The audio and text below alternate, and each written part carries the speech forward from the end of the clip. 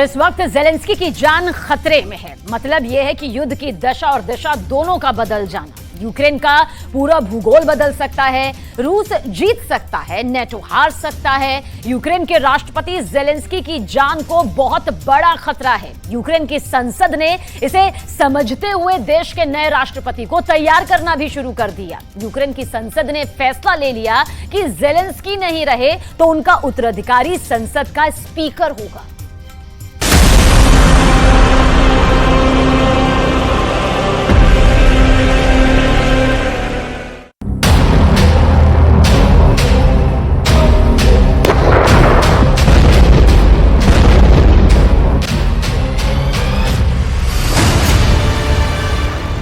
किसने दी जेलेंस्की की मौत की सुपारी?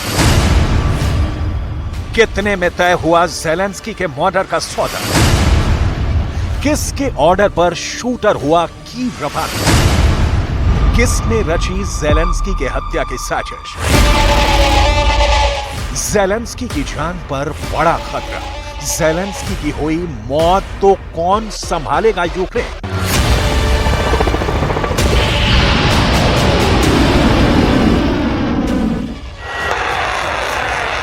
इन सारे सवालों का जवाब आपको एक एक कर डिटेल में दिखाएंगे, क्योंकि एक तरफ तो यूक्रेन के काउंटर अटैक की कामयाबी के दावे हैं, तो दूसरी ओर यूक्रेन के रहबरों के बीच ये चिंता है कि जेलेंस्की मारे गए तो कौन संभालेगा गद्दी।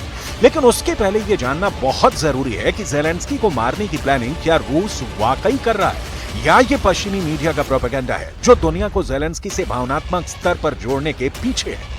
क्या जेलेंस्की के प्रति सहानुभूति की लहर पैदा करने की कोशिश में जेलेंस्की के मौत की साजिश की अफवाह फैलाई जा रही है?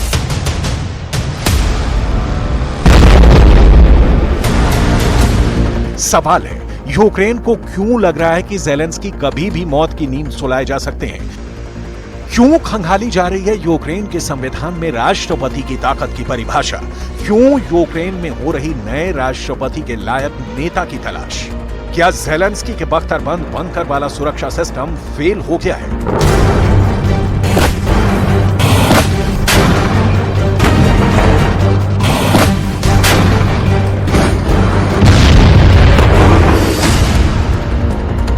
तो सबसे पहले आपको बता दें कि जेलेंस्की भले ही कभी कीव की सड़क पर, कभी वॉर फ्रंट पर, कभी विदेश में, कभी अपने बंकर में दिखते हो, लेकिन आपको यह जरूर जानना चाहिए कि जेलेंस्की की सुरक्षा की जिम्मेदारी ना सिर्फ यूक्रेन के इंटेलिजेंस विभाग के पास है, बल्कि इसमें सहयोग करता है अमेरिका का तेज तर्रार खुफिया विभाग CIA।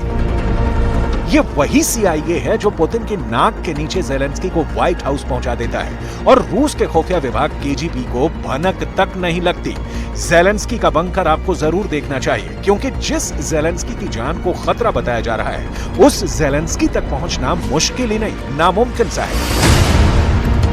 ये है जेलेंस्की का बंकर, जिसे जेलेंस्की खुद वॉर रूम कहते हैं। यहीं पर जेलेंस्की युद्ध की रणनीति बनाते हैं। ये बंकर यूक्रेन के राष्ट्रपति के आवास से बस थोड़ी दूरी पर बताया जाता है। युद्ध के शुरू होने के 10 दिनों के भीतर ही जेलेंस्की इस बंकर में परिवार समेत छुप गए थे। इस बंकर के बारे में कहा जाता है कि अगर कीव पर परमाणु बम भी गिराया जाता है तो इस बंकर के लोग 3 महीने तक सुरक्षित जिंदा रह सकते हैं। इस बंकर में 3 महीने का खाना पानी मौजूद है। जेलेंस्की के बंकर में सूट बूट भी रखा है और अपने परिवार के फोटो भी लगा रखे हैं।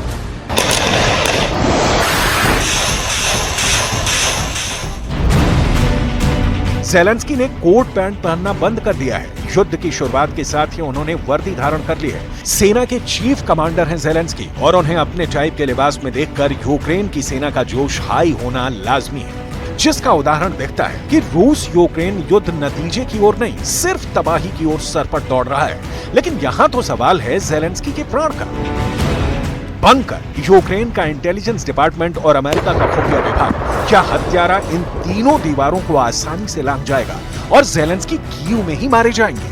इस सवाल पर यूक्रेन में बड़े बड़े सुरक्षा अधिकारियों की लगातार बैठकें हो रही हैं, क्योंकि जेलेंस्की पर हमले की आशंका के पहले भी कई बार जान से मारने के लिए हमले हो चुके हैं। लेकिन इसकी डिटेल आगे बताएंगे और दिखाएंगे कि कैसे जेलेंस्की ने मौत को मात दे दी। लेकिन दूसरी ओर का सीन समझ लीजिए, जेलेंस्की के ना होने पर यूक्रेन में क्या होगा? इसके लिए देश का संविधान खंगाला जा रहा है। यूक्रेन का संविधान राष्ट्रपति की मौत की स्थिति से पैदा हुई समस्या से निकलने का क्या रास्ता बताता है, देख लीजिए। यूक्रेन के संविधान के मुताबिक जब राष्ट्रपति अपने कर्तव्यों को पूरा नहीं कर पाता है तो उसके कर्तव्यों को यूक्रेन की संसद के अध्यक्ष द्वारा संभाला जाता है। इस वक्त यूक्रेन में ज़ेलेंस्की की सत्ता को चैलेंज करने वाला या ज़ेलेंस्की को नेतृत्व को चुनौती देने वाला दूर दूर तक कोई नहीं है। ज़ेलेंस्की ने करीब 18 महीने से जारी जंग में अपनी काबिलियत का लोहा पूरी दुनिया में मनवाया है। नाटो से मांगे और दिए हथियारों के दम पर ही सही ज़ेलेंस्की ने एक कामयाब राष्ट्रपति की भूमिका निभाई है। जाहिर है ज़ेलेंस्की के ना होने पर यूक्रेन यकायक नेतृत्व के संकट में फंस जाएगा।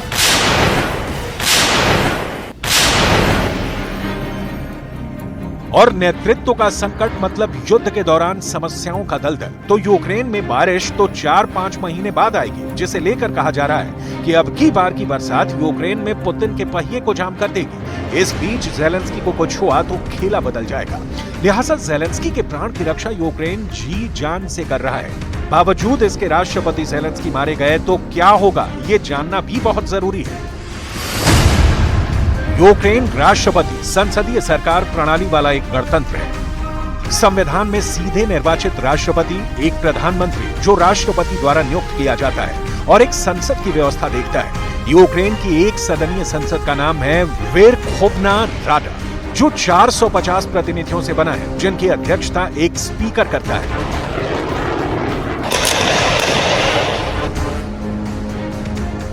यूक्रेन के पास ताकतवर मिलिट्री, प्रशासनिक और डिप्लोमेटिक बॉडी यानी कूटनीतिक तंत्र है। दुनिया भर के मंचों पर ज़ेलेंस्की ने बहुत पुख्ता तरीके से अपनी बात रखी है।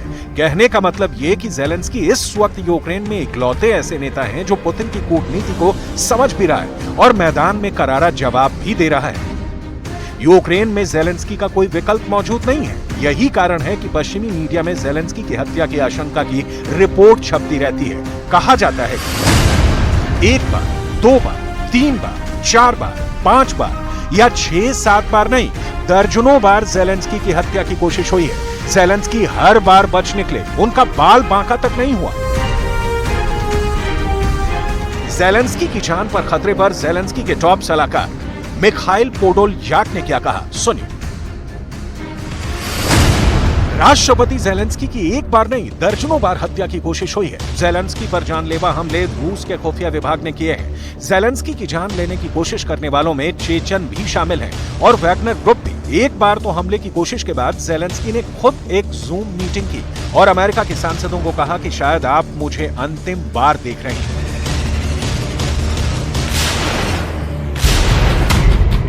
ज़ेलेंस्की हमेशा अपने ऊपर जानलेवा हमले की आशंका जताते हैं। इसका कारण समझने के लिए पुतिन के आवास क्रेमलिन के पास की यूक्रेन के इन 2 ड्रोन हमलों की तस्वीरें देख लीजिए। मई में मॉस्को के भीतर पुतिन के आवास के ऊपर ज़ेलेंस्की ने ड्रोन अटैक कर दिया। इसके बाद जवाब में जो रूस ने मई में कहा था, उसी का नतीजा है कि कीव में ज़ेलेंस्की की जान को महफूज रखने के लिए बैठक पर बैठक हो रही है। रूस के पूर्व राष्ट्रपति और व्लादिमीर पुतिन के करीबी दिमित्री मेदवेदेव ने कहा क्रेमलिन पर हुए आतंकी हमले के बाद हमारे पास कोई विकल्प नहीं बचा है और अब ज़ेलेंस्की को मारना ही पड़ेगा।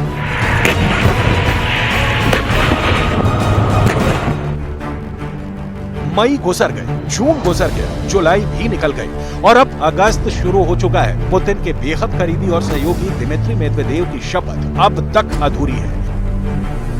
ज़ेलेंस्की जिंदा है और सिर्फ जिंदा नहीं है, जोश में। उनकी सेना दावा कर रही है कि युद्ध अब रूसी क्षेत्र की तरफ लौट रहा है। अब रूस के संस्थानों और सैन्य ठिकानों को निशाना बनाया जाएगा।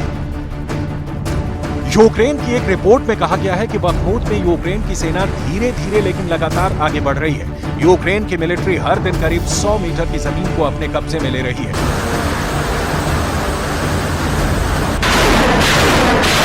रूस के खुफिया विभाग का दावा है कि वो जब चाहे यूक्रेन के प्रेसिडेंट वोलोदिमीर ज़ेलेंस्की की जान ले सकते हैं। हालांकि रूस का खुफिया विभाग तो युद्ध को लेकर भी कह रहा था कि ये तो उसकी एक चुटकी का काम है। अभी कीव में उतरेंगे तो रूस के कमांडो और 72 घंटे के भीतर यूक्रेन को जीतकर उसे पुतिन की झोली में डाल देंगे। लेकिन तारीख पर तारीख गुजरती जा रही है, जंग समाप्त होने की जरा सी भी सूरत नजर नहीं आ रही।